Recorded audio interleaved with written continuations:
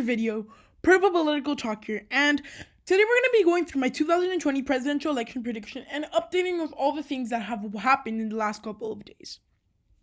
So, basically, the biggest thing that's happened in the last couple of days is pretty much the Chaz thing in Washington and kind of all the different effects of these protests and coronavirus.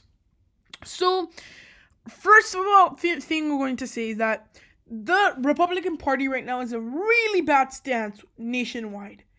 If you think that Donald Trump is going to win this election by a landslide, you're out of your mind. And honestly, I can say that unless the Trump campaign goes and does something about all these voters they're losing daily, sort of, because of all these different things, maybe they should go do something about it, because if not, they're gonna not even have a chance at the election. It's gonna be called before it's even over. But certainly this does not mean that the Trump campaign does not have a chance of winning when it comes to election day. But this prediction is kind of if the election was held today. So first thing I'm going to say, Democrats have very strong holds in state of Nevada, Colorado, Virginia, and New Hampshire. These 4 states went to Hillary Clinton, despite that a lot of other safe Democratic states in the past did not go to Hillary Clinton, which shows how these states are trending Democratic. We saw another version of this, that we saw the 2018 midterms. All of these states heavily elected Democrats to the House of Representatives, Democrats to the governor mansions, and Democrats to all these different offices. And maybe except maybe governor in New Hampshire, but that's a special case, so it's Kristen. But anyways, these 4 states, I can say that they're going to go very solidly for the Democrats. What is the thing that might kind of put that on the other rail? The only reason that might change is suburban voters get mad. Which, honestly, we can see that just start happening when we start seeing this big confrontation between protesters and city officials. And I think many of the suburban voters that voted for Hillary Clinton, perhaps, but not for someone like Barack Obama, which is very few, or that voted for Barack Obama and then turned to Donald Trump, a lot of these people are going to side with the police. And ultimately, that's going to hurt the Democratic Party. Where are Republicans getting their votes for likely states? At this point in time, I personally think the state of Texas is looking like it's going to go by a likely margin. Yes, it could get close and whatever you guys think. But today, I'm not feeling it. The state of Texas, yeah, it has a lot of these minority groups that go out to vote, but still, the Republican base in these states are very big. And think about it like this. The 2018 midterm was the whole Republican base went out to vote.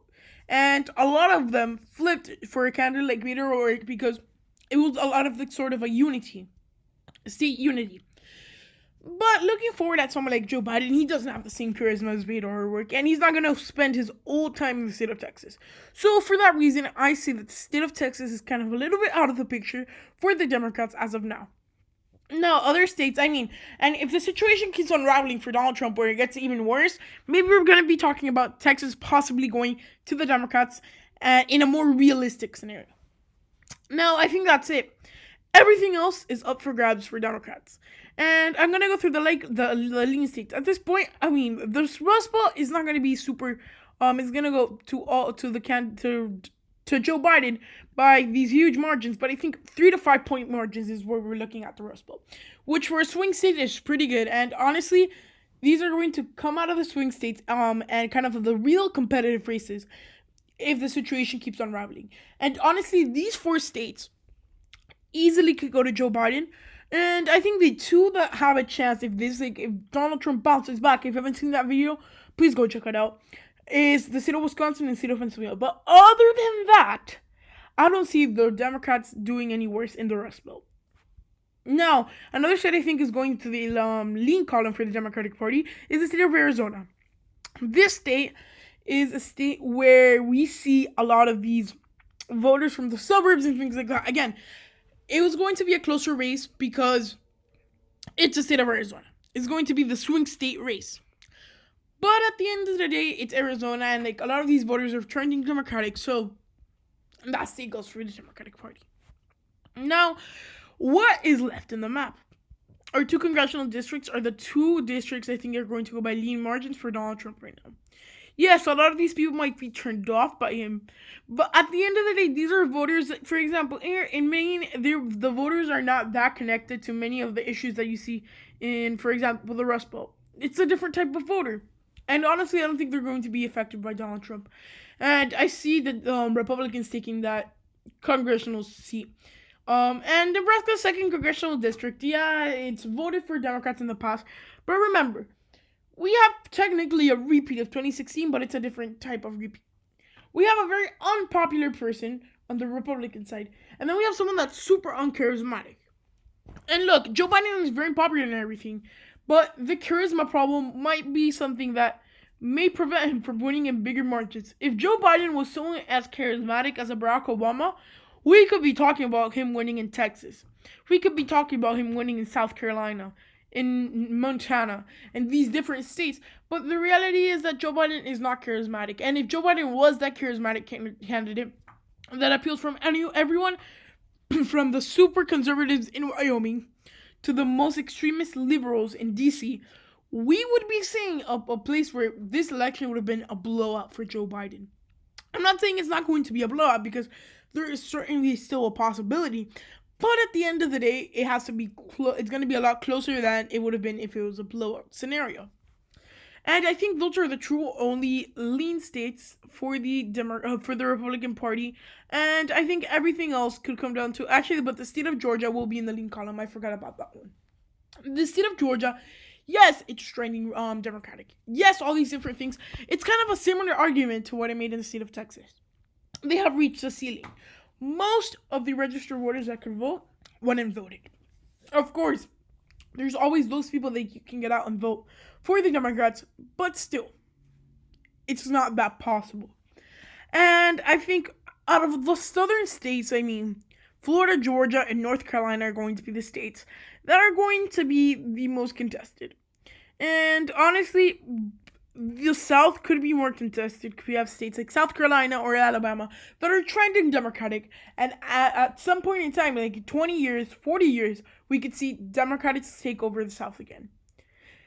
Now, next states. Iowa, Ohio, North Carolina, and Florida, those are going to be our tilt states. So I want to start off by giving Democrats two states that are almost likely to win.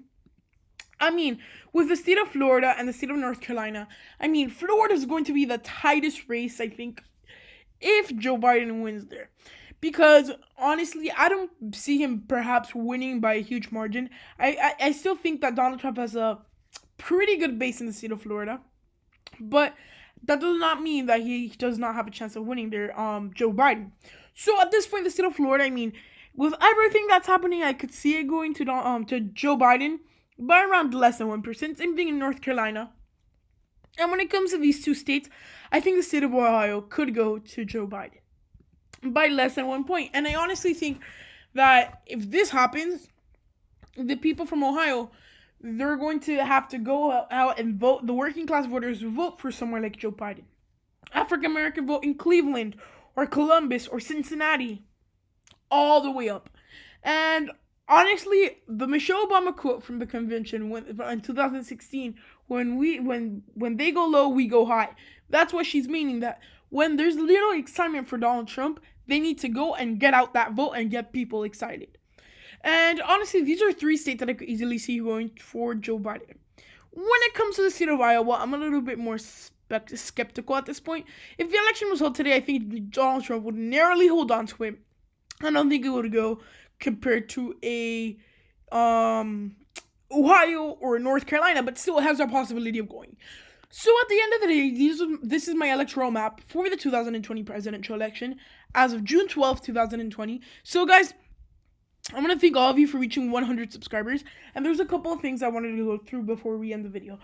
First of all, I'm working on a very big project with another political YouTuber. I hope you guys enjoy it when it comes out. And yeah, like and subscribe. Remember, the giveaway link is down in the description below. And like and subscribe, and we will be doing another giveaway as soon as we reach 500 subscribers. Guys, thank you for watching, and goodbye.